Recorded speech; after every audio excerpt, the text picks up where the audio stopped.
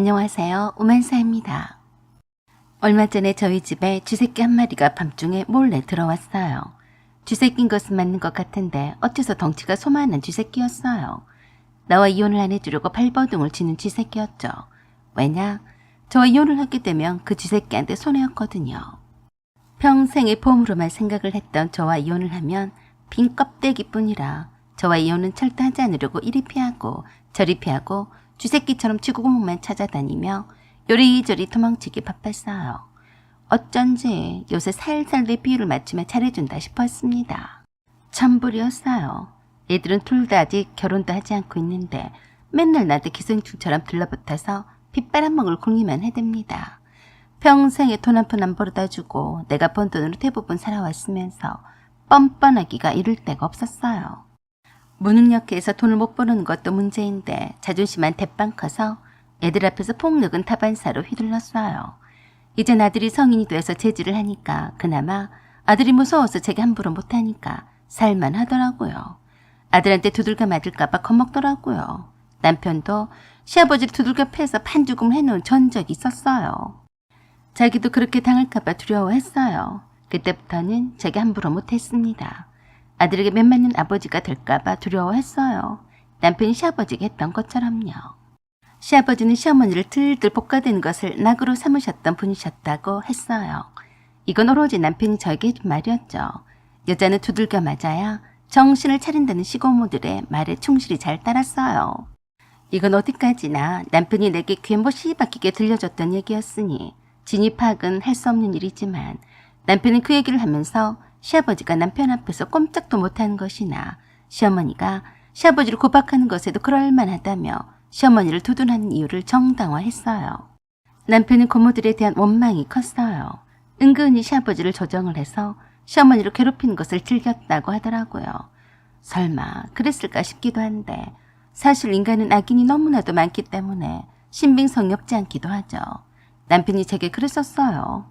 내가 참다가 그날도 엄마를 때리고 난리를 치길래 그만하라고 아버지한테 그랬었거든. 그러니까 엄마를 보란듯이 더 때리는 거야. 자식 교육을 어떻게 했길래 지 아비도 못 알아보고 소리를 지르냐고. 그때 마침 큰 고모가 와서 아버지 좀 말려달라고 했는데 큰 고모가 내게 뭘 했는 줄 알아? 뭘 했는데? 너는 어른들 일에 끼어드는 것은 아니다. 네 방에 가 있거라. 네 엄마가 맞을 짓을 했는갑제. 그 말에 남편은 엄마를 이대로 두면 영영 이 지옥에서 못 태어날 것 같다는 생각에 끝장을 내야겠다고 마음을 먹었다고 했어요. 그래서 엄마를 놓아주지 않는 아버지를 세게 밀치고 서서 그랬대요. 내가 시험 공부를 해야 하니까 조용히 하라고 했어요. 안 했어요? 그러자 이 쌍놈의 새끼가 어디서 하늘 같은 아비한테 버르장머리 없이 그러냐며 중학생이었던 어린 아들이 남편에게 덤비려고 하자 태권도에서 배웠던 실력을 10분 8일을 했다더라고요. 돌려차기, 뒷발차기, 니킥을 할 때마다 속이 뻥 뚫렸다고 했습니다. 그 사건 이후로 시아버지는 다시는 시어머니가 함부로 하지 못했다고 했습니다. 다른 어른들이 남편을 나무랐어도 그랬다네요. 아버지가 내 손에 맞을 짓을 했으니까 맞은 거예요. 큰 거보다 자칫했으면 내 손에 반쯤 죽었을 건데 운 좋은 줄 알라고 하세요. 그 뒤로 고모들이 남편을 두려워했대요. 친척들과 선생님들의 쏟아지는 훈계와 비난을 하는 듯한 말씀들 때문에 힘이 들었지만 절대로 반성을 하지 않았다고 했어요. 오히려 그랬대요. 전 잘못한 적 없어요. 큰 고모가 엄마가 아버지한테 맞을 짓을 해서 맞는다고 했어요. 그래서 그랬어요. 저는 또 그럴 거예요. 누구든 건들기만 해봐요. 가만 안 둘 거예요. 끝까지 기가 꺾이지 않은 남편은 다행히도 전교 석차를 톱을 달리는 공부를 잘하는 모범생이라서 학교 내에서도 유명했었대요. 더 이상 학교 선생님들도 건들지 않게 되었고 시고모들도 두려워했다고 했습니다. 그 덕에 제가 시집을 온 후로도 시고모님들의 시자짓은 감히 저에게 하지 못했어요. 하지만 그렇게 극혐하던 시아버지를 남편이 똑 닮았어요. 유전자는 어쩔 수가 없더라고요. 제게 잘못을 하는 날에는 성질이 풀린 후에는 늘상 하루 종일 잘못됐다며 내게 빌고 또 빌고 백화점에 가서 선물도 사다 주며 용서를 빌곤 했어요. 하지만 그 성질이 어디로 가겠어요. 그래서 수십 번을 이혼을 하려고 했었는데 남편은 죽어도 이혼하지 않겠다며 별짓을 다 했어요. 어린 아들을 앞세워 불쌍한 척 쇼를 하질 않나. 친정 부모님께 저랑 헤어지고 못 산다며 울고불고 난리를 쳐대지를 않나 별별 소리를 다 했어요. 오죽하면 저희 부모님도 지쳐서 한 번만 용서를 해주라는 말까지 하셨겠어요. 친정아버지는 제게 그러셨어요. 최서방이 바람을 피냐 도박을 하기를 하냐 술도 못하고 어울려 다니면서 헛짓거리도 안 하고 오로지 집 밖에 모르잖니. 네가 최서방 성질 좀 그만 건드려라. 오죽하면 참다 못해 그러겠어. 이만한 일로 이혼을 하면 네 애들이 널 원망할 거다. 잘 생각해. 처음엔 당장 이혼을 시킨다며 난리시던 부모님도 남편의 간사질에 넘어가서 저에게 그냥 잘 맞춰서 살라고 하셨어요. 남편도 그땐 열심히 일해서 직장만도 했고 노력하는 기색이 보여서 이혼 결심도 거두곤 했었는데요. 조금 살만해지니까 허파에 바람이 들었더라고요. 쥐꺼울이 많은 월급을 받고 자존심이 상해서 못해 먹겠다며 회사도 때려치고 해보지도 않던 주식을 하면서 전업 투자자로 나서겠다고 했어요. 아는 선배가 짜잔하게 그 돈 받고 사냐며 염장을 질렀다나 어쨌다나 얼마나 제게 잘난 척을 해대며 사기를 쳤던지 저도 속아서 제 돈까지 맡겼는데 홀라당 다 헤쳐먹었어요. 남편 허울 좋은 전업 투자자로 자처하면서 백수 건달처럼 제가 번 돈을 의지해서 살았어요. 남편의 아들이 다 큰 뒤로는 절대로 제가 함부로 하는 일이 없었기 때문에 그 일로 더 이상 이혼을 하자는 말은 하지 않았어요. 그렇게 30년을 뼈 빠지게 일해서 드디어 은퇴를 하게 되었는데요. 좋기도 하고 기다리던 은퇴였지만 더 이상 수입이 끊기게 되자 허전함과 불안함은 이루 말할 수 없었어요. 그때 남편이 제게 그러더라고요. 네 퇴직금은 나한테 투자를 하는 게 어떠냐? 그럴 줄 알고 은행에다 묶어놨다. 미쳤냐? 은행에다 돈을 갖다 바치는 바보 천치가 어디 있냐? 그 돈 빼서 나한테 넘겨. 너야말로 미쳤냐? 그동안 내 돈으로 잘 먹고 살았으니까 이젠 네가 나한테 생활비를 내놔야지. 내가 그 조그만한 돈으로 이번에만 3천만 원을 벌었어. 그런데 안 됐다. 은행에다 좋은 일을 시키는 너한테 내가 돈을 왜 주겠냐? 그래? 이제껏 내 돈으로 먹고 살았으면서 생활비를 한 푼도 안 내놓겠다 이거냐? 그러자 아주 얼척이 없는 말을 했어요. 넌 이제 주식 전문가가 다 되었어. 이제 조금 할만하니까 내가 돈이 있어도 너한테 줄 것은 하나도 없다. 그러니까 나한테 기대지 말고 네 먹을 거 네가 벌어먹든지 네 퇴직금으로 살아. 네가 네 퇴직금을 나한테 주면 그때 생활비를 줄게. 어때? 완전히 나쁜 사람이었어요. 뭐? 나한테 받아먹을 땐 언제고 이젠 얻어먹을 게 없으니까 각자가 알아서 잘 살자 이 말이냐? 그래. 하다못해 마트 알바라도 해. 아니면 식당에 가서 서빙이라도 하던가. 못할 게 뭐가 있냐? 이젠 서로 각자가 알아서 살아. 대신에 공과금은 내가 낼 테니까. 그 말 진심이냐? 진심이고 말고 제발 좀 그러자. 명절 때 네 엄마랑 아버지한테 내가 드렸던 용돈은? 이제 내가 드릴게. 장모님만 네가 챙겨. 각자 부모님 챙기자. 그래서 제가 남편에게 마지막으로 그랬어요. 너는 천하의 못된 씨발 새끼다. 네가 벼락 맞는 꼴은 이 두 눈으로 꼭 지켜볼 거다. 그때쯤에 시아버지가 돌아가셔서 시어머님은 혼자 사시게 되었는데요. 시댁으로 시어머니를 모시고 산다며 도망갔어요. 제게 돈 주기 싫어서 도망을 갔던 거죠. 아직 애들은 자리도 다 잡지 않았는데 알아서 살라며 돈을 다 싸들고 집을 나갔어요. 사실 저는 속으로 쾌재를 불렀어요. 남편의 그 제안이 저에겐 더 이득이었거든요. 남편은 돈에 대해서는 잘 몰라요. 살림을 하는데 생활비가 얼마나 드는지도 모르는데요. 반면에 저는 시댁 행사에는 가지 않아도 되는 핑곗거리가 생겼어요. 땡전 한 푼 안 쓰기로 맘먹었거든요. 그 돈이 얼만데요. 제사도 패스, 명절 때도 패스, 보기 싫은 시누이와 시어머니도 안 보니까 새로운 세상이 열리더라고요. 오히려 쌓여만 가는 것은 제 은행 잔고였어요. 아들과 딸과 함께 오붓하게 해외여행도 다니면서 즐겁게 잘 지내는 것이 남편에 대한 복수라서 열심히 행복하게 잘 살았어요. 그러기를 3년이었는데 쥐새끼처럼 밤에 몰래 들어온 겁니다. 조금은 예상했어요.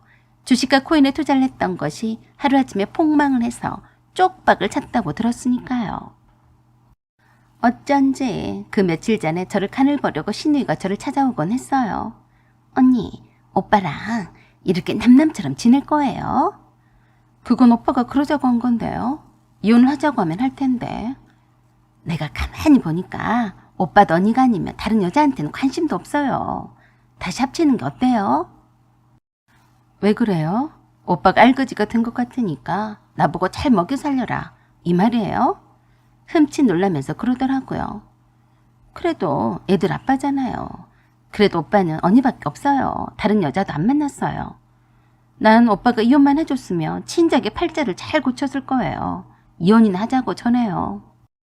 언니, 오빠 좀 살려줘요. 오빠가 엄마랑 내 돈까지 다 주식에다 꼬라박은 통에 빚만 남았는데요. 당장에 가스까지 끊겼어요. 언니가 일단 밀린 가스비라도 대주면 안 돼요? 내가 언니한테 가서 부탁해보라고 했는데도 낯짝이 없어서 말 못하겠다고 해서 대신 온 거예요. 나랑 무슨 상관이야? 웃기고 자빠졌네, 무지리 같은 것들. 아가씨, 사람 맞아요? 일 없어요. 나한테 돈 주기 싫어서 돈 싸들고 나간 사람을 내가 뭐가 아쉬워서 빚까지 진 거지를 받아줘요.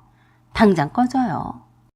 아마도 보다 못한 신우와 샤머니가 남편에게 혼수를 둔 게 아닌가 싶었어요. 모른 척 철판 딱 깔고 밀고 들어가라고요. 한 이불을 덮고 자면 일정이 그리워서라도 못 이긴 척 받아줄 거라고요.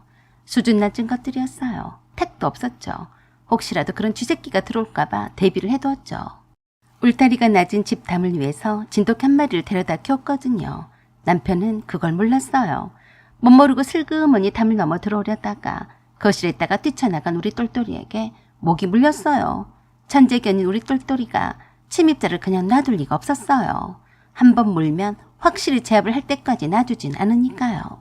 영맹한 우리 똘똘이가 갑자기 기습적으로 목을 물었으니 소리도 못 지르고 발버둥만 쳐댔나 보더라고요. 저와 우리 애들은 한참 동안 꿈나라 있었으니 알 턱이 있나요. 결국엔 진이 다 빠져서 쓰러지게 되자 똘똘이가 지저대는 통에 알게 되었어요. 119를 불러서 병원으로 가게 되었는데요. 다행히도 죽지는 않는다고 하더라고요. 그런 남편의 귀 속에다 제가 속삭였어요. 너 다시는 또 올 생각하지 마라. 진돗개 한 마리를 더 입양할 거거든. 그 말에 놀라서 동공이 사정없이 흔들거렸어요. 그 뒤로는 남편이 오지 않았어요. 그런 후로 제가 남편이 퇴원할 때까지 병원 한 번도 오지 않자 이혼을 해줬어요. 남편은 시어머니가 살던 집을 팔아서 빚을 어느 정도 갚고 저와 애들과 함께 살던 집은 애들 눈치가 있어서 그런지 차마 어쩌지 못하고 저에게 넘겼어요. 지금은 애들과 여행을 다니면서 세상 행복하게 잘 지내고 있습니다. 혹시 몰라서 진돗개 한 마리를 더 입양을 했고요.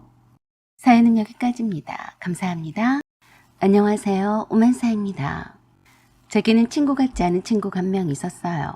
아주 자기밖에 모르는 이기적인 친구였죠. 그랬으니 친구라고 생각을 해본 적은 없었어요. 그는 온통 관심사가 자기 중심이라서 친구들도 필요에 의해서만 만날 뿐 따로 마음을 주지는 않았어요. 오로지 가족 중심이었죠. 학교와 집 밖에 모르던 친구였어요. 그래도 저와 함께 어울렸던 친구들이 그렇게나 사회성이 떨어지는 그 친구를 소외시키지는 않았고 오히려 챙겨주기까지 했어요. 그냥 저희 멤버들 속에 살짝 끼워준 것뿐이었어요. 그리고 있는 그대로 그 친구를 받아들였습니다. 그때만 해도 그 친구가 친구들 사이에 끼지도 못하고 겉도는 것이 짠해 보였거든요. 가정교육을 엄청 잘 받은 탓인지 부모님 하지 말라는 것은 절대 안 했어요. 부모님의 말이라면 하늘처럼 떠받들었던 친구라서 늘 친구들 사이 모임에는 빠지곤 했어도 그러려니 했던 친구였어요. 지극히 모범생이었지만 공부에는 별 취미가 없었는지 리포트나 과제물을 제출할 때에는 거저 얻어가려고 했어요. 엄청 소심한 데다가 눈치를 잘 보는 타입이라서 저희 주변 친구들이 그 친구를 잘 챙겨줬어요. 시험 기간에는 함께 모여서 도서관에서 공부를 한 적이 없었고 늘 집에 가서 혼자서만 열심히 공부했어요. 우리끼리 그룹 스터디를 하면서 요약 정리한 예상 기출문제를 손쉽게 가져가면서도 정작 자기 강의 필기 노트는 갖은 핑계를 대대서 빌려주지 않던 애였어요. 처음에는 그 친구와 가까이 지내지 않아서 몰랐었는데 단짝처럼 멋모르고 친하게 지내던 친구가 질려서 그 친구와 멀어지게 되었어요. 그러자 친구들 사이에서 주도적인 위치에 있던 내게 엄청 달라붙어서 떨어지지 않았었죠. 같은 과의 동기 친구라서 그렇게 저렇게 학교 내에서 함께 다니곤 했습니다. 그때도 저는 그 친구 참 답답한 성격 탓에 별로 좋아하던 친구는 아니었지만 늘 제 주변에서 서성거려도 제가 그나마 잘 챙겨줬던 애였어요. 그 친구의 이름은 선이었어요. 박선이. 그 친구는 결혼식과 동시에 더 이상 저와 친구들이 필요가 없어졌다는 듯이 연락을 끊었어요. 저도 친하게 지낸 친구가 아니라서 연락을 하고 지낼 일이 없었죠. 동창회도 나오지 않던 친구였고 더군다나 현모양처가 꿈이라던 친구라서 집에서 살림을 잘하고 사나보다 했습니다. 저도 직장 생활을 하면서 애들 낳고 키우느라 정신이 없는 나날들을 보냈었죠. 그런 후 10여 년이 지났는데 친구 중에 한 친구와 서로 연락이 되어서 만나게 되었어요. 선유가 결혼을 한 후로 10여 년 만이라 어떻게 변했는지 참 궁금했어요. 다른 친구들과는 자주 만나지 않아도 연락을 서로 주고받아서 근황은 알고 있었거든요. 선유는 놀랍도록 많이 달라져 있었어요. 전업주부로 있다더니 완전 아줌마가 다 되어 있더라고요. 선유만 전업주부였고 다른 친구들은 모두 다 직장에 다니고 있었어요. 그래도 나름 신경을 써서 나왔더라고요. 클래식 샤넬백에다 옷도 잘 갖춰 입고 나온 것 같은데 너무 촌스러웠어요. 오랜만에 만난 거라서 서로 텐션이 장난이 아니었어요. 선이야, 진짜 오래간만이다. 웬일이냐? 네가 다 얼굴을 보여주고 해가 서쪽에서 뜨겠다. 응, 반갑다. 나도 이젠 한 번씩 바깥바람 좀 쐬려고 그런다. 어째 너희들은 그대로다? 친구들은 모두 다 선이가 하는 다른 말은 믿어도 한 번씩 바깥바람을 쐬겠다는 말은 안 믿었어요. 선이야, 너 집에만 있지 말고 한 번씩 부르면 나와.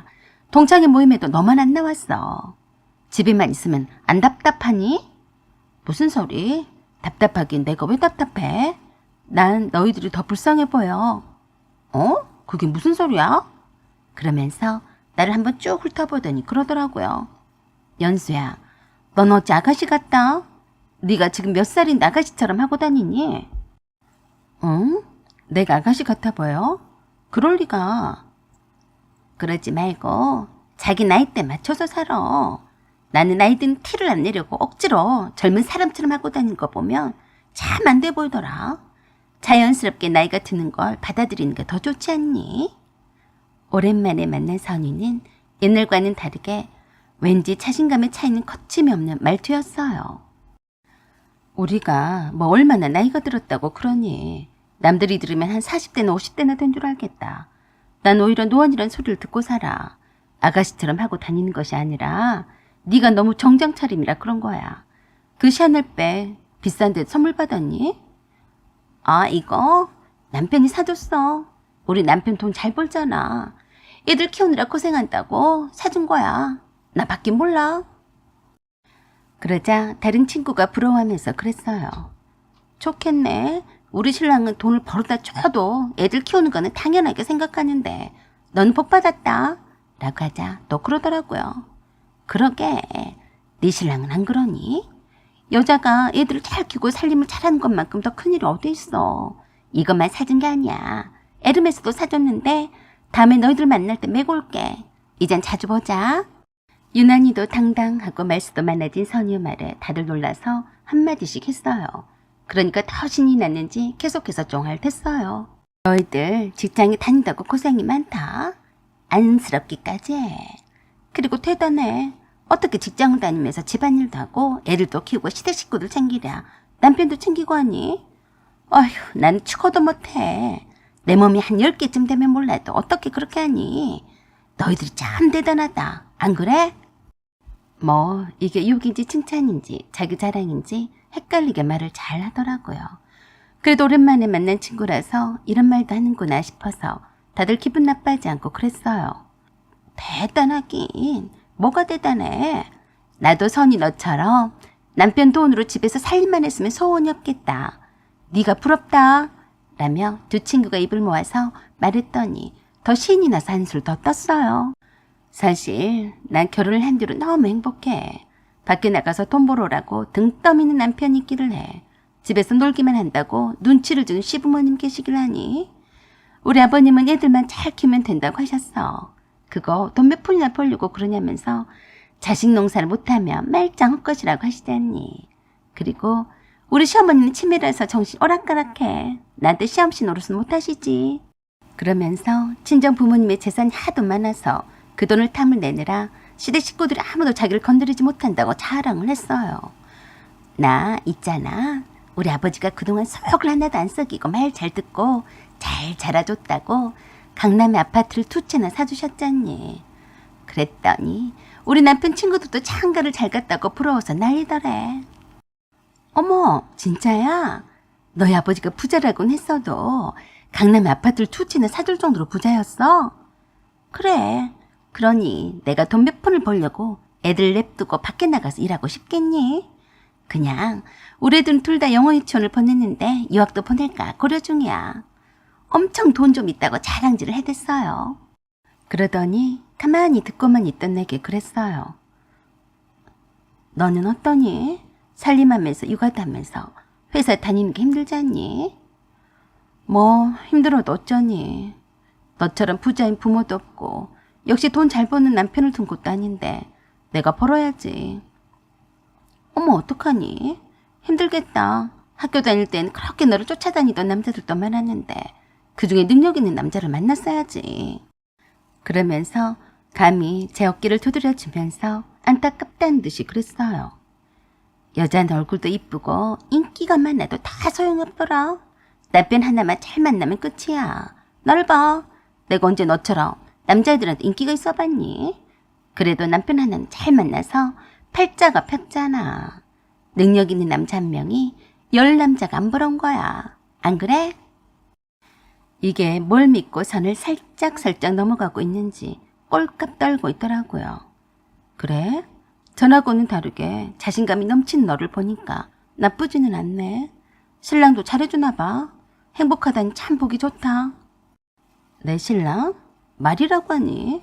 이번에도 내 아들이 반에서 1등을 했어. 애들 잘 키고 살림을 잘하는데 친정아버지 사업도 내가 물려받으니까 나 같은 마누라가 세상에 또 어디 있겠어. 날 업고 다녀도 모자랄 판이지. 너는 어때? 네 신랑하고는 여전히 사이가 좋으니? 나 이혼한 거 모르니? 어머, 그랬지. 그랬더니 제가 안쓰럽다는 듯이 그러더라고요. 근데 너 요새 힘든 거 아니니? 왜? 저는 이렇게까지 마른 편이 아니었는데 완전히 말랐다. 여자는 자고로 나이가 들면 적당히 살집이 있어야 복이 들어오는 거야. 젊었을 때 아무리 이쁘면 뭐하니? 다 똑같이 늙어가는데 다 거기서 거기가 아니겠어. 그러고 보면 너도 참 많이 변했다. 10년이면 강산도 변한다고 했어. 안 변하면 그게 더 이상하지. 그러게. 그렇게 이쁘더니만 얼굴색이 싹 변했네. 네가 힘들게 살긴 하나보다. 얼굴에 찌든 티가 난 걸 보니 천하의 연수도 세월 앞에선 별 수 없네. 힘들면 나한테 말해. 우리 아버지 사무실에 직원이 필요하다고 하던데 말해줄게. 아마도 네가 받는 월급보다는 적진 않을 거야. 웃겠어요. 내가 힘들다고 표현을 한 적이 없었는데 넘겨짓고 함부로 말하더라고요. 말이라도 고맙네. 혹시라도 퇴사를 하게 되면 잘 부탁한다. 호호. 친구 좋다는 게 뭐니? 서로 어려울 때 도와주고 살아야지. 지금이라도 회사에 출근해서 일하는 게 힘들면 관두고 내 밑에서 일해. 우리 아버지 일은 내가 다 물려받아 사니까. 알았지? 그리고 내 남동생 알지? 서울대 나왔었잖아. 스타트업인가 뭔가 투자를 받았다면서 지금 잘 나가고 있어. 내 동생 보증수표지. 끝내준 학벌에 돈도 잘 버는데 아직 어울리는 짝이 없다. 그때 선유의 휴대폰이 울렸어요. 잠깐, 내 남편 전화야. 그새 내가 보고 싶어서 전화를 했네. 그러더니 전화를 그 자리에서 바로 받았어요. 응, 철원이 아빠. 아, 지금 집에 온다고? 알았어, 바로 갈게요. 여기? 친구들 만나는데 곧 일어날 참이었어요. 나 차를 안 가지고 나왔는데 데리러 오겠다고? 그래요, 빨리 와요. 전화를 끊고 제게 또 자랑을 했어요. 어떡하니? 그새 또 나를 모시러 온다고 하네. 너무 스윗해. 내 신랑이면 나 먼저 가야 할 것 같아. 사실 내 차도 남편이 벤츠로 뽑아줬어. 그런데 택시를 타고 다니는 게 더 편해서 안 갖고 왔어. 주차 공간 협소해서 말이야. 누가 뭐라고 했나? 하는 말마다 자랑투성이었어요. 그리고 잠시 후에 어떤 한 젊은 남자가 친구들과 함께 있던 카페에 들어오더니 저희가 바로 달려와서 그랬어요. 대표님, 서연수 대표님 아니세요? 네, 저를 아세요? 그럼요, 알다마다요. 저는 박찬수라고 합니다. 이지콘 코퍼레이션 엔지니어 담당자입니다. 영광입니다. 찬수야, 네가 여긴 웬일이니? 그러자 깜짝 놀란 그 젊은 남자가 선이한테 그러더라고요. 누나, 서현수 대표님하고는 잘 아는 사이야? 내 친구야. 왜? 넌 어떻게 아니? 누나 친구라고? 내가 다닌 회사의 대표님이야. 뭐? 네 회사 대표라고? 누나가 우리 대표님과 친구 사이였어. 그래. 친구지. 내가 전에 말했었지? 누나랑 나이가 비슷한 것 같던데 우리 대표님을 보고 내가 이직을 한 거라고. 그런데 그 사람이 연수란 말이야? 그러더니 뒤로 나자빠졌어요. 좀 전까지만 해도 서울대 나온 남동생 자랑을 그렇게도 하더니 기껏 내 밑에서 일하는 직원이면서 상당히 뻥을 쳤더라고요. 그럴 리가 없어. 네 회사의 대표가 연수라니 그게 말이 되는 거니? 누나, 제발 좀 말 좀 가려서 해. 우리 대표님하고 친구 사이는 맞는 거야? 라고 하길래 제가 그랬어요. 친구라면 행여나 남동생 회사 대표님도 모르고 돈 자랑, 남편 자랑, 자식 자랑 늘어났겠어요. 난 바빠서 이만 가볼 테니까 다음에는 서로 얼굴 안 봤으면 좋겠어. 친구들과 인사를 하고 나가려는데 뜻밖의 들어오는 전 남편과 마주쳤어요. 너무 갑작스러운 만남이라서 서로 말도 못하고 멈칫하고 있는데 선이가 그 모양을 보고 그새 달려와서 기가 막힌 말을 했어요. 자기야, 일찍 왔네. 자기도 알지? 연수야. 나 실은 우진 씨랑 결혼했어. 이제 내 남편이다. 그래서 제가 선이한테 그랬어요. 너는 그때나 지금이나 편한 게 하나도 없구나. 내가 그렇게나 부러웠니? 내가 좋아하는 남자들마다 너도 좋아하고 침을 흘렸잖아. 그렇게 남편 자랑을 하더니 재혼한 남자가 겨우 이 남자였어? 뭐야? 우진 씨는 이제 내 남편이야. 말 함부로 하지 마라. 너, 네 아들은 어떻게 낳은 거니? 그거 알아? 우진 씨가 불임인 거. 참 좋아도 잘 부렸다. 그러자 그 말을 듣던 전 남편이 얼굴이 빨개져서 그러더라고요. 그럴 리가 없어. 내가 불임이라니? 전에 나랑 산부인과에 갔었던 거 기억하지? 거기 가서 물어봐. 내가 너한테 굳이 말을 안 해줬을 뿐이야. 그리고 제가 선이한테 그랬어요. 너는 정신과에 가서 검사 좀 받아봐. 어떻게 내가 내다버린 저런 쓰레기를 받아줬니? 네가 아무리 용을 써봐도 너는 내가 될 수는 없어. 별것을 다 따라하네. 이라고 하며 그냥 나와버렸어요. 그런 후론 선이를 전혀 볼 수가 없었네요. 대신에 남동생이 저를 찾아왔어요. 대표님 죄송합니다. 누나가 지금 정상이 아니에요. 다른 분들에게서 다 들었는데요. 누나가 대표님께 했던 말들은 다 거짓입니다. 아버지가 강남에 집을 2채나 사줬다는 것도 거짓말이에요. 시부모님과 남편이 헌신하면서 살았지만 늘 홀대를 받았어요. 너무 불쌍해서 제가 이혼을 시켰는데 두 번째 매형이 대표님의 전 남편이었는 줄은 정말 몰랐어요. 그 외 소문에 의하면 선이는 전 남편과도 이혼을 했다는 말을 들었어요. 전 남편이 지고 있던 빚도 다 갚아주겠노라며 사기를 쳐서 결혼한 모양이었는데 빚은커녕 빈 털털이라서 집에도 들어오지도 않게 되자 짝퉁 샤넬백을 들고 저를 만나러 나왔던 거예요. 멍청한 것이 혹시나 제가 전 남편을 만나고 있나 간보려고요. 내 인생에 도움이 안 될 인간들이라서 철저히 손절키로 했어요. 그런저런 소식도 듣기 싫어서 선의 남동생이 다른 곳으로 이직을 하도록 권유했어요. 사람은 절대 바뀌지 않는다더니 한번 싫은 사람 역시나 변하지 않더라고요. 사연은 여기까지입니다. 감사합니다. 안녕하세요. 오만사입니다. 지금은 돌아가시고 안 계시지만 친정엄마가 돌아가시기 수년 전의 일이었어요. 지금도 그때를 생각을 하면 치가 떨립니다. 가급적 기억을 떨쳐버리려고 하네요. 그런데 시어머니가 아프다는 소식이 전해져 오네요. 남편이 저에게 사정사정을 합니다. 시어머니 곁에 있어줄 사람이 없다나요? 그러던지 말던지 나랑 무슨 상관이야? 제가 오죽하면 그러겠어요. 시어머니의 나이는 68세입니다. 맨날 남편을 붙잡고 아프다는 소리를 달고 사시는 분이세요. 그 연세 아프지 않는 분들을 찾기가 더 어렵기도 하겠지만 무슨 애정결핍이라도 걸린 사람처럼 남편에게 매번 죽는 소리를 하시죠. 며느리인 저에게는 지은 죄가 있어서 함부로 아프다며 전화도 잘 못하세요. 제가 받아주지도 않습니다. 서로 딱 필요한 말만 하고 마는 사이가 된 지 벌써 수년이 되었어요. 시어머니가 아쉬운 대로 저에게 가까이 다가오시려고 해도 제가 기겁을 합니다. 제가 시어머니한테 3번을 대어봤는데 2번이나 대일 일이 있겠어요? 그때가 시아버지의 제삿날이었어요. 며느리가 저 혼자뿐이라서 회사에 연차를 대서 일찌감치 시댁에 갔었죠. 오전에 시어머니를 모시고 덜본 장을 보고 시댁에 돌아와서 시어머니와 점심을 먹으려던 참인데 급한 전화가 왔어요. 119라면서 엄마가 길을 가다가 쓰러졌다는 거예요. 그때는 앞이 캄캄했어요. 친정아버지가 돌아가신 지도 얼마 안 되었었는데 엄마마저 돌아가신 게 아닌가 하고 생각이 드니까 귀에서 삐 소리만 들리고 아무것도 눈에 뵈는 게 없더라고요. 그런 저를 보던 시어머니가 그러셨어요. 왜 그러냐? 무슨 일이야? 네, 엄마가 병원에 실려가셨대요. 저 다녀올게요. 뭐? 하필 오늘 같은 날? 왜 그러신다니? 일단 얼른 다녀와. 혀를 끌끌 차며 뭐라 하시는 소리도 제 귀에는 들리지 않았어요. 저는 119 구급대원이 알려준 병원 응급실로 택시를 잡아 타서 갔어요. 도저히 떨려서 운전을 못하겠더라고요. 친정아버지도 그렇게 뜬금없이 병원에 실려가셔서 한참을 고생을 하시다가 돌아가셨거든요. 엄마는 다행히도 의식이 바로 돌아왔어요. 무엇이 문제였는지 정밀검사를 해봐야 한다고 했는데 기존에 갖고 있던 질환은 없던 터라 더 걱정이 되었어요.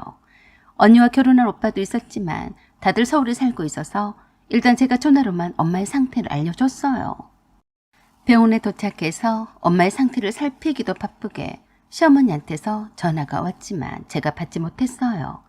기다리고 있던 119 구급대원들과 대화 중이었고 엄마의 상태를 먼저 살피는 것이 급했기 때문이었죠.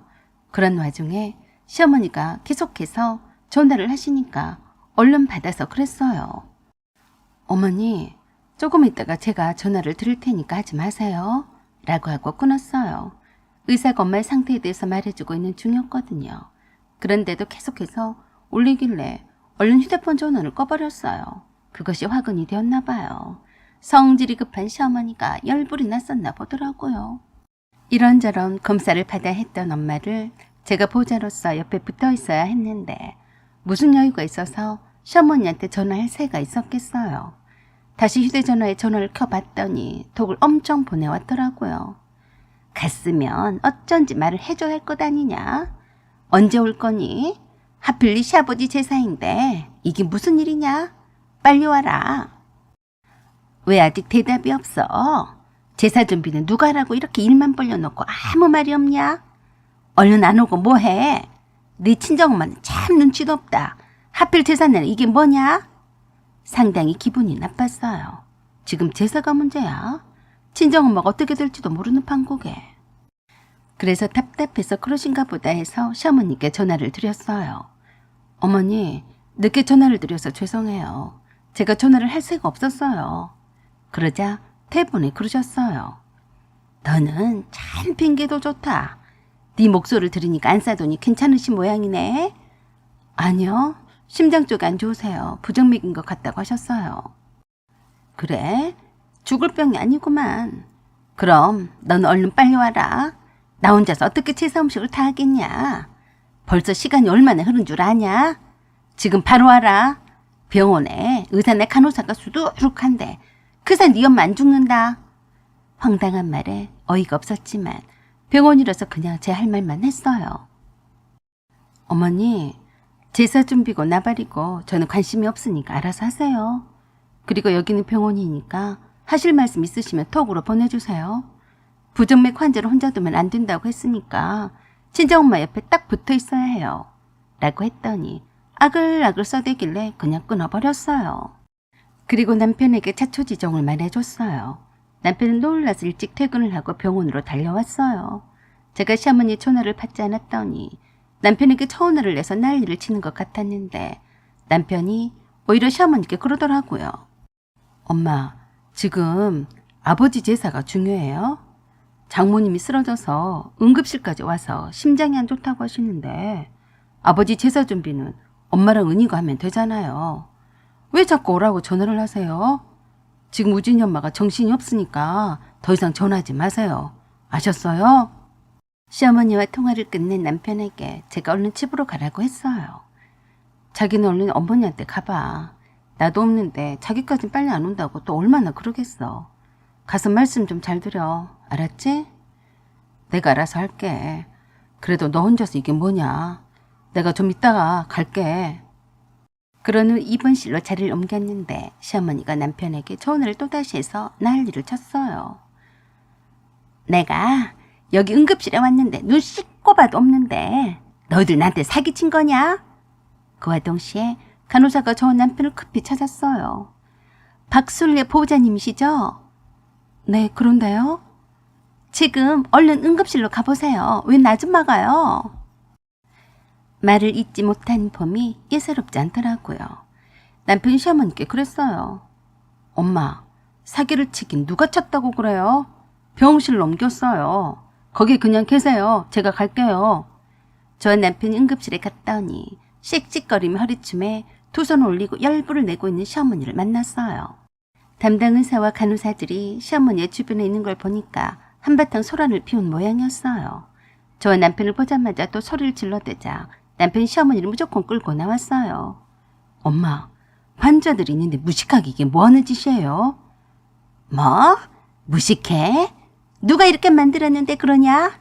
내가 죽는 꼴을 보고 싶어서 그래. 그래서 제가 그랬어요. 어머니, 진정하세요. 다른 사람들이 다 보잖아요. 목소리 좀 낮추세요. 그러자 더 크게 그러셨어요. 내가 지금 열받은 것 안 보이냐? 네 엄마는 하필 오늘 같은 날에 쓰러진다니. 너랑 짜고 일부러 그런 거 아니냐? 오늘 네 시아버지 재산 어떡할 거야? 어? 그러자 남편이 시어머니를 강제로 병원 밖으로 끌고 나갔어요. 그런다고 아글아글 써대는 통에 얼굴을 들 수가 없었네요. 저도 남편을 따라서 병원 밖에서 시어머니께 말씀을 드렸어요. 어머니, 앞으로는 아버님 재산은 어머니가 알아서 하세요. 며느리가 제사상을 차려야만 아버님이 잘 드신다고 하셨어요. 너 지금 그게 할 소리냐? 제사는 치러왔는데 제사 음식 준비를 하나도 안 되었는데 내가 열이 안 받게 생겼냐? 저를 며느리라고 생각하지 마세요. 저도 어머니를 어머니라고 생각하지 않을 테니까 앞으로 서로 모른 척하고 살아요. 마음에 안 들면 이혼을 시키시던가요. 라고 하고 돌아섰어요. 그 뒤로 한 번도 시어머니를 본 적이 없었어요. 남편도 시어머니에 대해서는 강경한 입장이었어요. 그래서 친정엄마의 병간호도 편안히 할 수 있었는데요. 합병증이 한꺼번에 와서 얼마 사시지도 못하시고 아버지를 따라가셨어요. 아마도 아버지를 갑작스럽게 보낸 후로 상실감이 크셨나 봐요. 그렇게 시어머니를 안 보고 살아왔는데 시어머니가 병원으로 입원을 했다는 소식을 시누이가 전해왔어요. 그래서 퇴근 후에 문병을 갔습니다. 기다리셨는지 옳다구나 하는 눈치였어요. 척추합작증으로 수술을 하시려고 입원을 하셨어요. 오랜만이구나. 내가 죽는다고 하니까 얼굴 내미냐? 어머니, 죽을 병 아니에요. 그랬더니 또 언제 봤다고 그새 또 내 얼굴을 보자마자 얼척이 없는 말씀을 하셨어요. 내가 수술이 끝날 때까지 네가 휴가를 내서 여기 있어줘야겠다. 아니요, 제가 바빠서요. 어머니 아드님한테 그러라고 할게요. 수술 잘하세요. 저는 그만 가볼게요. 라고 하며 곧바로 나온 후로 다시는 가지 않았어요. 아들과 딸이 있는데 뭐하러 굳이 제가 하겠어요. 저는 그저 예의상 문병만 딱 한 번 가면 그만이죠. 사연은 여기까지입니다. 감사합니다. 안녕하세요. 우만사입니다. 제가 결혼하기 전에는 주변에서 이쁘다는 소리는 꽤 듣고 살았어요. 원래 어렸을 때부터 포동포동한 편이라서 요즘 서울하는 마른 체형과는 좀 거리가 멀긴 했어도 꾸준한 다이어트 덕으로 뚱뚱하다는 소리는 듣지는 않았어요. 그런 덕에 결혼 전에는 꽤 대시하는 남자들이 많았습니다. 사실 제 입으로 말하기가 좀 그렇긴 해도 사실은 사실이니까요. 어딜 가도 제가 눈에 확 띄는 미모였어요. 대학교 1학년 때 교양 과목을 수강할 때는 전체 단과 학생들이 한꺼번에 받는 수업이 있었는데 그때도 무지하게 러브레터를 많이 받곤 했었네요. 심지어 제 앞자리를 맡아준 밉지않은 남학생 때문에 제 친구들도 덩달아 편했었죠. 그때만 해도 저의 거만함은 하늘을 찌를 정도였어요. 아주 남자들 알기를 우습게 알았으니까요. 항상 남자애들이 내 앞에서 잘 보이려고 빌빌거리는 모습들이 웃겨서 그랬어요. 선배 언니들이 저를 미팅에 끼워넣으려고 안간힘을 쓰곤 했어도 별 흥미를 못 느낄 정도였어요. 제가 도서관에서 잠시 복도로 친구와 대화 좀 하려고 나오면 다들 저를 지켜보고 있었던 남학생들이 줄을 이었어요. 그랬으니 제가 웃어주는 날에는 감당을 못하기 때문에 항상 거만한 모습과 차가운 인상을 주어야만 함부로 퇴시를 못했죠. 제가 원래 그런 성격은 아닌데요. 방어기적인 자세를 취하다 보니 본의 아니게 그렇게 되더라고요. 생각을 해보세요. 제가 실실 잘 웃어주고 쉬워 보이면 남자들이 얼마나 쉽게 다가오겠냐고요. 그렇지 않아도 선배 남들의 무지한 관심도 버거운데 말입니다. 오죽했으면 제가 학교 후문에 있던 카페에서 친구들과 만나고 있으면 어떻게 알았는지 선배 언니들과 오빠들이 그새 알고 찾아오곤 했어요. 저도 모르는 사이에 저에 대한 동선 파악을 다 하고 있다니 참 꺼림칙하고 싫었습니다. 그런 탓에 얼음공주란 별명이 아닌 별명까지 받곤 했는데요. 저에 대한 오해를 많이 하곤 했어요. 군대에서 제대한 복학생이었던 선배 오빠들이 감히 후배인 저에게 무서워서 말도 못 붙이겠다는 소리에 선배 언니들한테 혼날 때도 있었어요. 또 어떤 분들은 댓글로 뻥 치시네 하시며 구라를 어지간히 치라고 하실 겁니다. 제 자랑을 많이 늘어나서 재수없다고 하실 거예요. 이렇게 늘어놓게 된 이유가 다 있습니다. 그렇게 거만하고 차가운 이미지였던 제가 어떻게 콩깍지가 씌었는지 첫 직장에서 만난 인기남이었던 남편과 결혼을 해버렸어요. 생긴 것은 별것이 없었어도 사람이 평판도 좋고 능력이 있어 보여서 꽤 괜찮아 보였어요. 남편도 저를 보자마자 제게 반해서 다른 여자들의 태시도 마다한 채 저에게만 직진했어요. 그 저돌적인 자세가 무척이나 마음에 들었었죠. 인생 그거 별거 있나 싶었어요. 내게 대시하는 사자들도 많았지만 일단 인간적으로 끌리지 않아서 다 마다해서 다들 제가 호강에 처쳤다고 그랬었죠. 아버지가 증권기업의 회장이라며 돈 자랑을 하며 언제 봤다고 만난 지 3일 만에 결혼을 하자며 덤비던 남자도 있었고 의대를 다니면 다인가? 나를 놓칠까봐 공부가 집중이 안 된다며 자기 엄마를 끌고 와서 우리 집에서 진을 치던 남자도 있었어요. 다 어이가 없고 철딱서니가 없어서 아이고 내 팔자야 했었죠. 그랬던 제가 아주 수수하다 못해 기존에 만났던 남자들의 스펙에 반도 미치지 못했던 남편과 결혼에는 주위 친구들이 두 손 두 발 들고 반대를 했어요. 너 미쳤니? 네가 뭐가 부족해서 이따위 남자랑 결혼을 해? 너 좋다는 남자지 넘치고 넘치는데 하필 왜 그래? 라며 다들 황당해했어요. 사실 많은 사람들이 저에 대해선 잘 알려고 하지 않았어요. 겉으로 봐서는 내성적이고 여성스럽기만 하지만 실질적인 내면은 외형적입니다. 저의 외모만 보고 판단한 사람들의 대부분은 어떻게든 저를 다른 남자들한테 뺏기지 않고 선점을 해서 저를 꼭꼭 가둬두려는 것 같았어요. 정말 신기하게도 저를 만난 대부분의 스펙이 좋은 남자들은 하나같이 짝기는 만난 지 3일 만에 아니면 한 달 안에 결혼을 하자고 덤볐으니까요. 저는 그때 무척이나 어렸고 세상을 더 자유롭게 활기를 치며 살고 싶었는데 결혼을 하게 되면 집안에 묶여서 꼼짝없이 창살 없는 감옥행이라고 생각을 해서 무척 두려웠어요. 그들은 하나같이 재력과 능력을 과시하면서 늘 그랬어요. 집에서 내 조만 잘하면 됩니다. 내 옆에만 있어주고 내 아이들만 잘 키우면 바랄 게 없습니다. 그들은 내가 어떤 유형의 사람인지에 대해서는 관심도 없었고 그저 외모로만 풍겨져 나오는 제 이미지에 자기네들의 이상형을 때려 맞추는 꼴이었어요. 그게 말이 좋지 사람을 질리게 하더라고요. 하지만 남편은 달랐어요. 여자도 사회생활을 적극적으로 해야지. 같이 벌어서 같이 성장하고 집도 사고 그런 맛에 사는 거 아닌가요? 혼자 벌어서 못 사는 세상인데 여자가 집에만 있으면 되겠어요? 그건 낭비예요. 저는 그 말이 어찌나 좋게 들리던지 지금 생각을 해보면 제가 미친 거죠. 제가 스스로 이쁘다는 자랑을 이렇게나 장황하게 늘어놓게 될 줄이야. 왜 그러겠어요? 지금은 그 옛날에 좋았던 시절을 그리워할 만큼 역변을 해서 그런 거예요. 내 입으로 말하지 않으면 또 누가 말해주겠나요? 저도 이렇게 될 줄 몰랐는데 참 씁쓸하기만 합니다. 남편과는 행복한 연애를 1년 정도를 한 후에 결혼을 했어요. 다들 뜯어말리는 결혼이었지만 남편과 대화가 잘 통해서 늘 행복했으니까 어쩌겠어요. 지금은 많이 후회하지만 말입니다. 그런 거 잠깐인데 평생 갈 줄 알았으니 제가 멍청했어요.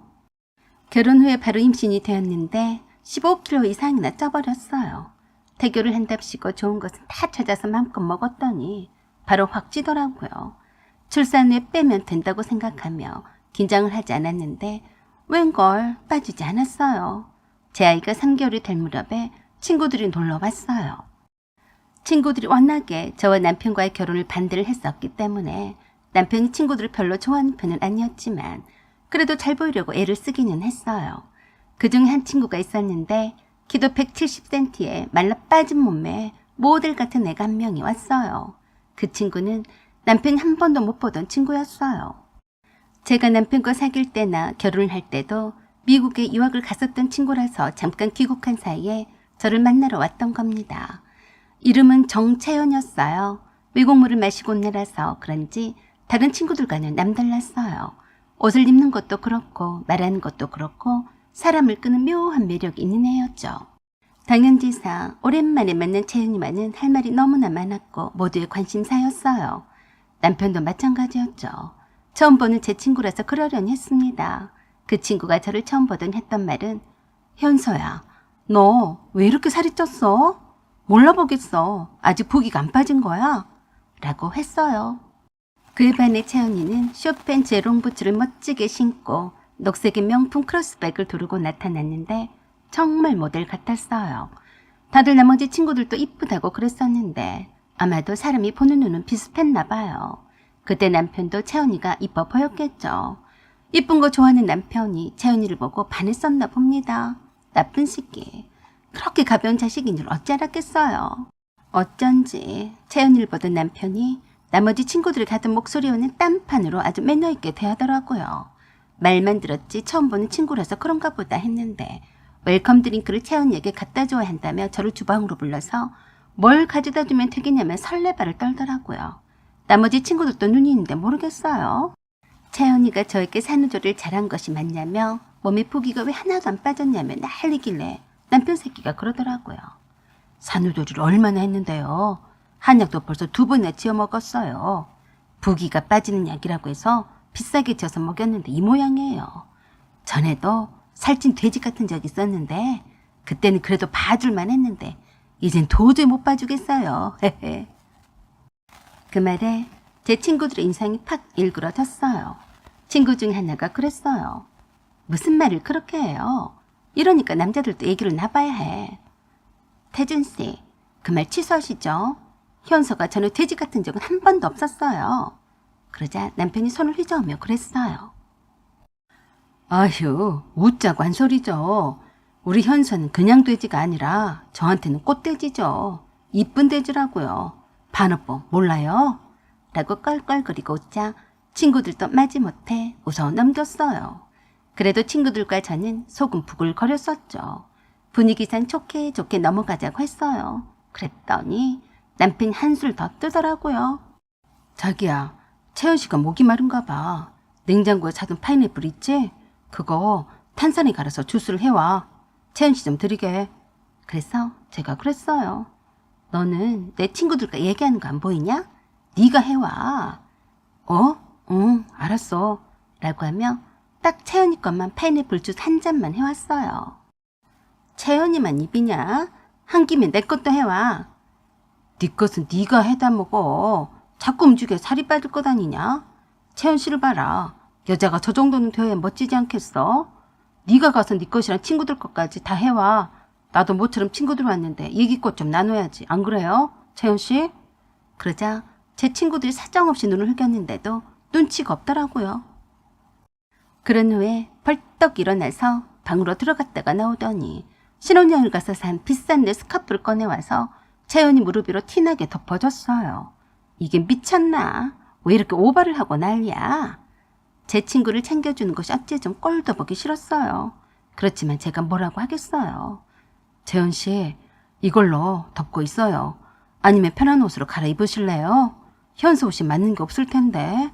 현서야, 네 옛날에 입던 바지 하나 꺼내와. 괜찮다며 말리는 채연이에게 남편이 굳이 편하게 있다 가야 한다며 저게 빨리 가져오라고 채근을 했어요. 그 사이에 방에서 제 아들이 깨서 오는 소리에 우르르 제 아들방으로 갔어요. 아들방에서 친구들과 한참을 있다가 거실로 나왔더니 남편이 웬 스파게티를 한다고 폼을 잡고 있더라고요. 자기야, 뭐해? 우리 점심 시켜 먹을 건데? 피자나 치킨 그런 거 말고 채연 씨가 스파게티를 좋아한다잖아. 그래서 슈퍼에 가서 재료를 사왔으니까 내가 요리 솜씨 좀 뽐내볼게. 기다려. 뭐? 채연이가 스파게티를 먹고 싶다니까 직접 해주겠다고? 채연아, 우리 신랑이 네가 이쁜가 보다. 나한테 해주지도 않는 스파게티를 너한테 해주다니. 그러자 친구들이 아들방에서 나와서 남편이 주방에서 스파게티를 하는 모습을 구경한다고 주방 식탁에 둘러 앉았어요. 저는 아들을 도로 잠을 채우고 있었는데요. 주방에서 남편이랑 친구들이 하는 대화가 조금씩 다 들렸어요. 친구들이 주방에서 있는 폼 없는 폼을 다 재고 있는 남편에게 그랬어요. 원래도 서연이한테도 이렇게 뭘 잘해줘요? 아니요. 내가 안 해줘도 잘 먹어요. 그러니까 저렇게 돼지가 다 됐죠. 해줄 필요가 없어요. 그만 먹으라고 할 판에 해주기는요. 우리 채연 씨처럼 날씬하다면야. 내가 맨날 해주죠. 내가 속았죠. 저렇게 돼지가 될 줄 어찌 알았겠어요. 남편이 킥킥거리며 떠들어대자 채연이가 그랬어요. 부기가 안 빠져서 그런 건데 돼지라뇨. 태준 씨가 성준이를 한 번씩 돌아가며 돌보세요. 육아휴직도 현수 혼자서만 하면 안 되죠. 현수도 몸을 돌봐야죠. 수영도 다니고 요가도 해서 원상복구를 해야 할 거 아니에요. 아이고 냅둬요. 원래 돼지라 어쩔 수 없어요. 우리 채연 씨는 출산해도 똑같을 건데 내가 저럴 줄 알았겠어요? 라고 하며 껄껄껄 웃어 제치더라고요.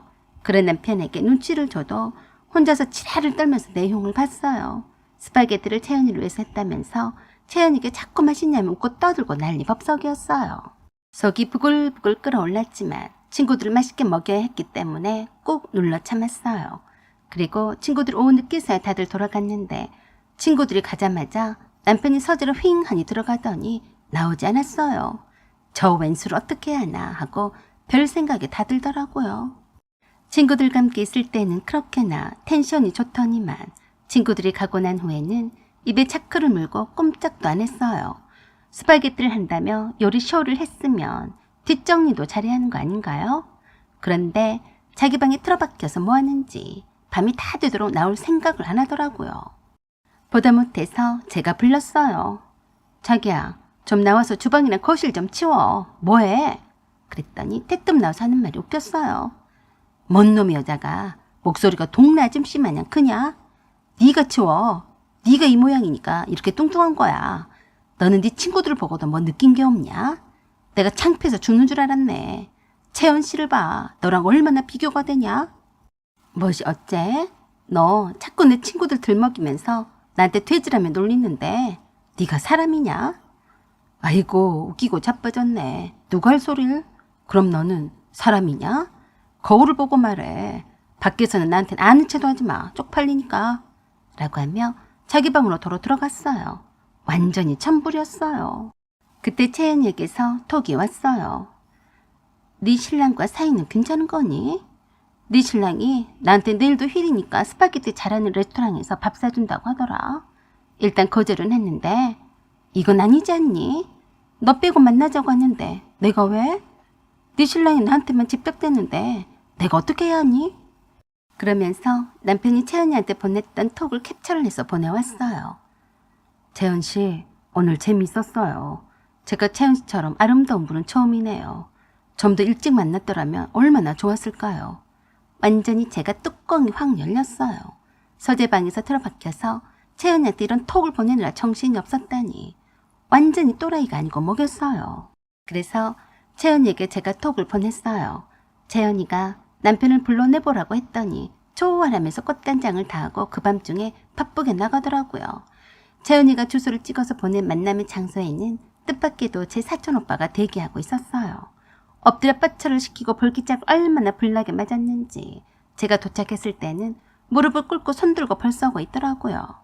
저를 보더니 창백한 얼굴에 화색이 돌면서 자기야 어서 와 라며 반기더라고요. 그런 남편에게 제가 그랬어요. 너 오늘 살래 죽을래? 그 대답만 해라. 응? 왜 그래, 자기야. 아니, 태준이 엄마. 그래서 제가 태극박을 치워박으며 그랬어요.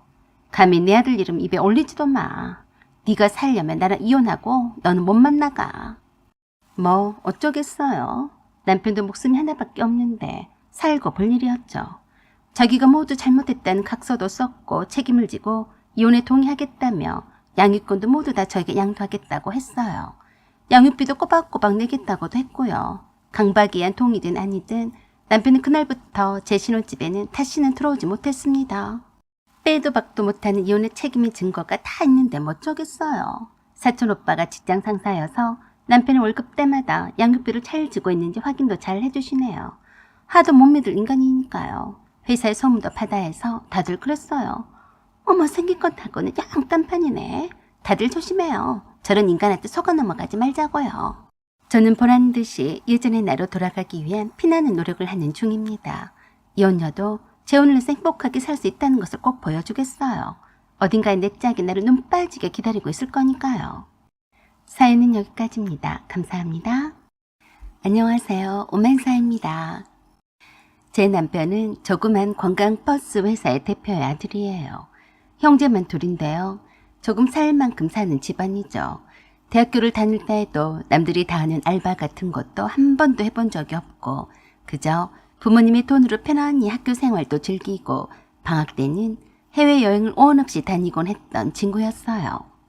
그 반에 저는 대학 입학 등록금을 제외하고는 부모님께 손 벌리는 것은 크나큰 불효인 줄 알고 살아왔습니다. 부모님이 늦게 저를 낳은 바람에 이미 은퇴를 하신 상태였고 시골에서 논밭을 일구며 생활을 하셨거든요. 두 분 다 아직은 건강하시지만 경제활동을 하시지는 않아서 제가 경제적인 자립을 빨리 해야만 했어요. 언니와 오빠가 있긴 했지만 각자 결혼을 해서 가정을 이루고 있었고 조카들 데리고 사느라 정신이 없었어요. 그런 제가 죽어라 공부해서 장학금을 받아야 했는데 받지 못하는 때는 하늘이 무너지는 줄 알았을 때였어요. 장학금 대출도 빚이잖아요. 사회생활을 시작하면서 빚을 지고 출발하기는 죽어도 싫었던 탓에 늘 알바에 목매달았어요.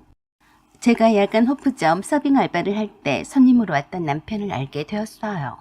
참고로 야간 호프점 서빙 알바는 다른 곳보다도 알바비를 많이 받을 수 있어서 제가 부득이하게 했었던 곳이었는데 오해는 하지 말아주세요.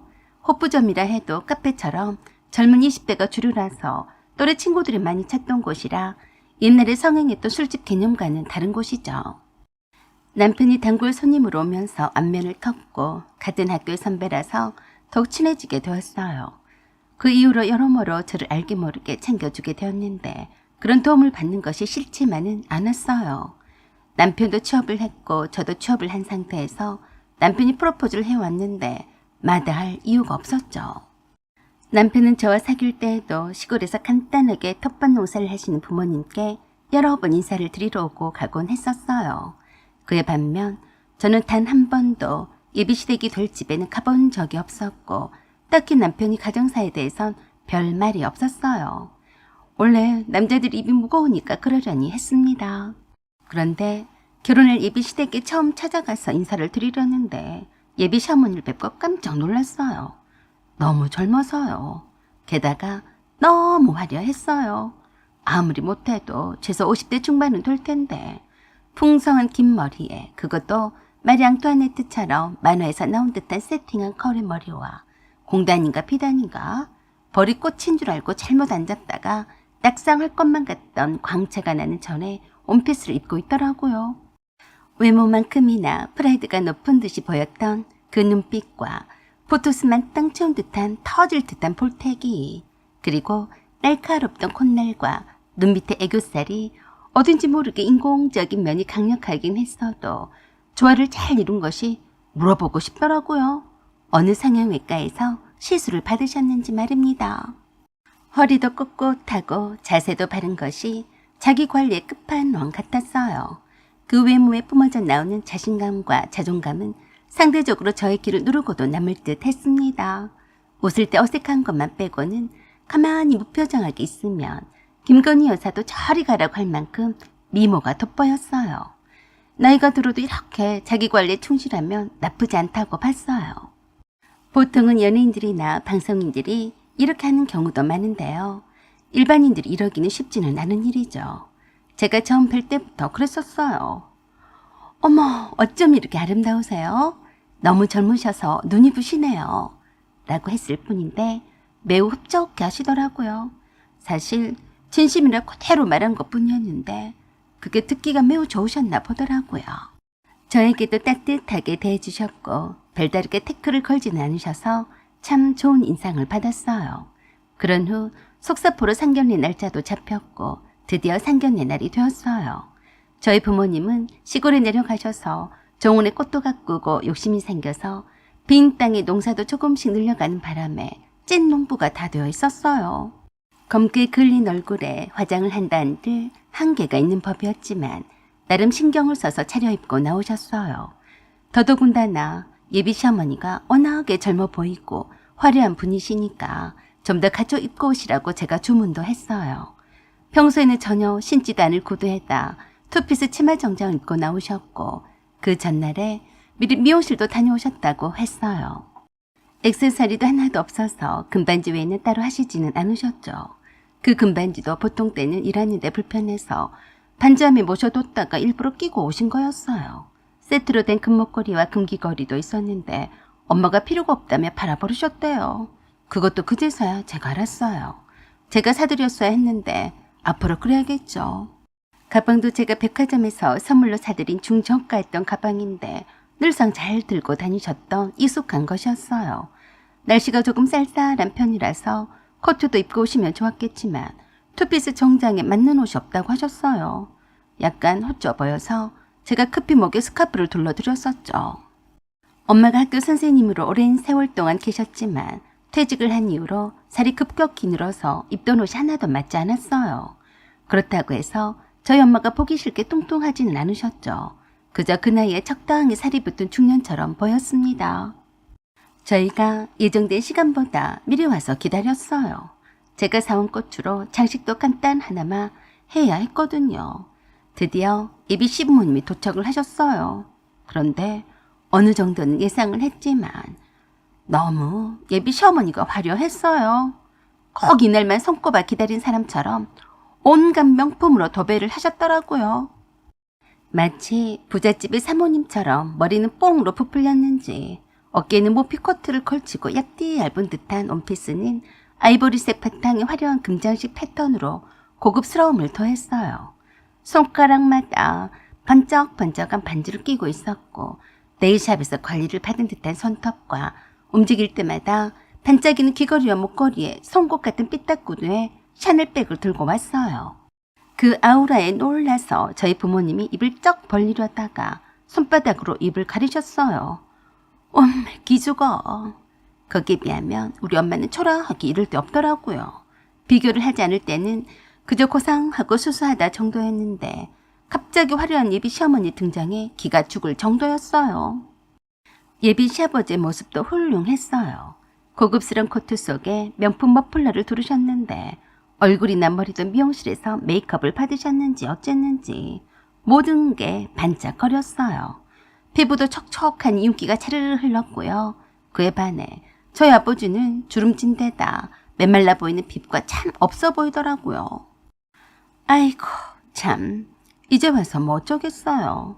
일어서서 들어오시는 예비 시부모님을 맞이하는 저희 부모님이 그러셨어요. 아이고 오시느라 고생하셨습니다. 어서 오십시오. 처음 뵙겠습니다. 라고 먼저 인사를 하자 예비 시어머니가 저희 엄마를 쓱 훑어보시더니 저에게 그랬어요. 향란아, 너희 부모님이 맞니? 갑자기 뜬금없는 질문에 네 라고 했는데 바로 그러더라고요. 아니 학교 선생님으로 지내셨다면서 예의도 없이 이렇게 격식 있는 자리에 이게 뭐니? 수준이 안 맞아서. 그 말에 다들 귀를 의심하고 몇 초간 청적이 흐른가 싶더니 예비 시아버지가 그러셨어요. 어허, 당신 수준 낮게 말 좀 가려서 해요. 이렇게 격식 있는 자리에서 뭐 하는 짓이야?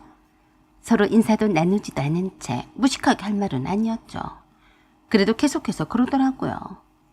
힘 빠져서 그래요. 내가 이것밖에 안 되나 싶어서요. 아무리 농사를 짓는 사람이라도 오늘 같은 날엔 좀 꾸미고 와야 격식에 맞는 게 아니에요. 상견례인데 너무하네. 그러면서 무례하게 엄마를 아래 위로 훑어내렸어요. 엄청 자존심 상하는 말투와 태도가 아닌가요? 엄마가 처음에는 너무 어이가 없어서 저를 쳐다보며 기가 막힌 표정이셨어요. 그래서 제가 뭐라 하려고 했는데 저보다도 먼저 결혼할 남친이었던 남편이 예비 시어머니에게 그러더라고요. 어머니, 여기가 패션 쇼장이에요? 말 좀 고상하게 골라서 하세요. 장모님, 저희 어머니가 한 무례를 용서해 주세요. 무식해서 그런 것이니 마음에 두지 마세요. 그러자 대번에 예비 시어머니가 남편의 악을 빠락빠락 지르며 그랬어요. 뭐? 감히 나한테 무식하다고 했니? 하여간 딸내미는 그런 대로 봐주겠더니만 전직 선생이면 뭐해? 농사꾼인데. 그 말에 엄마가 드디어 열이 받아서 터지고 말았어요.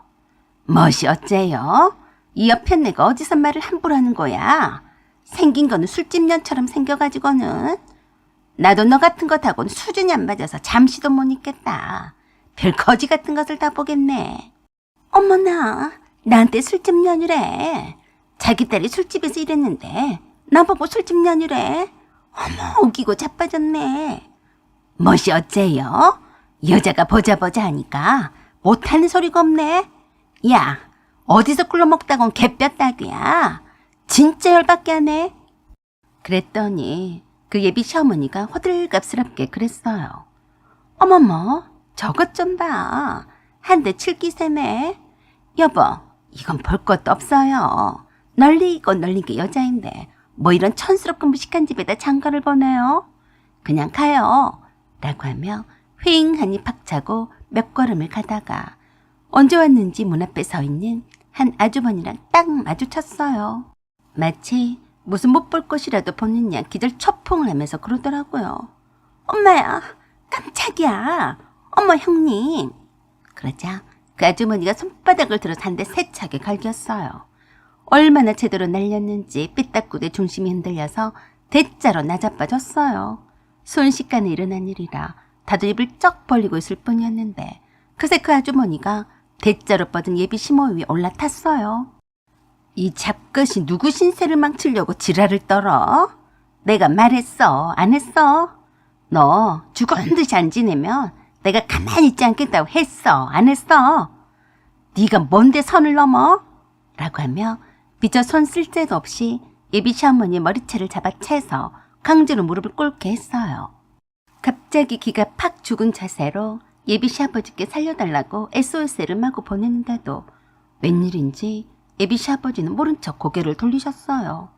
저희 부모님은 세상에 살다가 상견례장에서 이런 스펙타클한 광경이 다 있나 싶어서 무슨 상황인지 놀라시기만 했어요. 그런 저희 부모님을 향해서 그 아주머니가 정중 인사를 했습니다. 대단한 신뢰를 범했습니다. 제가 대신해서 사과를 드리겠습니다. 저는 우리 현우의 친엄마입니다. 이 여자는 그냥 현우 아빠랑 같이 사는 여자예요. 죄송합니다. 너 얼른 잘못했다고 안 비냐? 빨리 안 해? 나한테 뒤질래? 주먹 다짐까지 하는 현우 씨의 친엄마의 다그침에 놀라서 그 여자가 잘못했다고 빌었어요. 잘못했습니다. 용서해 주세요. 이 애가 나이도 얼마 처먹지도 않았어요. 머리도 나빠서 제 남편처럼 나이가 치긋한 사람한테 기대어서 살려고 하길래 제가 남편과 이혼을 하고 얘랑 혼인신고는 하지 말고 살라고 했네요. 그런데 변한 게 없네요. 현수 아빠가 좋아하니까 같이 살라고 했더니 자기가 마치 만화님이냐 행세를 하네요. 그러면서 예비 시어머니인 줄 알았던 그 여자의 모피코트와 금목걸이와 금귀걸이와 손가락에 있던 반지며 샤넬백을 전부 다 회수하며 그랬어요. 너 내 덕에 그동안 허위허식을 하며 잘 살았으니까 이젠 현수 아빠 떼서 나가 떨어져. 알았냐? 내가 오늘부터 네 뒤를 캐고 다닐 테니까 현수나 현수 아빠 근처 얼쩡거리기만 해봐. 죽는 줄이 알아. 알았어? 그러자 기세 등등했던 아까와는 다르게 비굴하게 싹싹 빌며 용서를 사정없이 빌었어요. 형님, 잘못했어요. 내가 쫓겨나면 갈 데가 없어요. 그건 네 사정이지. 빨리 안 꺼져. 어때 대고 형님이래? 한 번만 더 주제 파악도 않고 내 눈에 띄기만 해봐. 라고 하며 한 번 더 돌진할 자세를 취하자 죽어라 도망치기 바빴어요. 이 광경을 지켜본 엄마가 놀라서 그러셨어요. 저는 죽으면 죽었지. 이 결혼을 허락을 할 수 없습니다. 우린 이만 가보겠어요. 라고 하며 제 손목을 이끌고 나오셨어요. 남편이 제게 자기 가정사에 관한 얘기를 안 한 이유가 있었어요. 약간 복잡했으니까요. 예비 시아버지가 대표로 있다던 그 관광버스 회사는 실질적인 소유주가 남편의 친엄마였어요. 놀기 좋아하는 예비 시아버지를 못 믿었던 남편의 친엄마가 모든 것을 다 쥐고 계셨던 거죠. 그런데 예비 시아버지가 그 젊은 여자랑 그렇고 그런 부적절한 사이가 되자 이혼을 해버렸던 겁니다. 그리고 남친의 친엄마는 보란듯이 다른 사람과 재혼을 했대요. 그래서 그런 복잡한 가정사가 부끄러워서 말하지 않고 있다가 상견례가 끝나면 말하려고 했다더라고요. 예비 시어머니로 믿고 있던 그 여자는 어떻게 하든지 품격 있어 보이는 남편 엄마로서의 태도를 잘 보여서 혼인신고를 하려고 노력을 했는데 그냥 들통이 난 거였죠. 그동안 그 여자와 동거를 하되 혼인신고를 하지 않는 조건으로 대표적 자리를 유지를 시켜주고 언제든 맘에 안 들면 내쫓아버릴 수 있다는 전제로 깔았었다고 했다더군요. 상견례를 한다는 소식에 엄마의 자리는 지켜줘야겠다고 마음을 먹고 오셨다고 했습니다. 제가 예비 시어머니로 알고 있던 여자는 그저 예비 시아버지 애인이었을 뿐이니까요. 드디어 예비 시어머니로 알고 있던 그 여자가 아들을 파혼을 당할 위기로 몰아넣었다는 죄로 인해 그 여자는 예비 시아버지와 더 이상 함께 살 수가 없게 되었고 영원히 쫓겨났다고 들었어요. 남편과 시부모님의 끈질긴 설득으로 인해 다시 상견례를 하게 되었고 다시는 그 여자의 얼굴은 본 적이 없게 되었어요. 내 눈앞에 나타나더라도 제가 가만히 두지 않을 겁니다. 사연은 여기까지입니다. 감사합니다.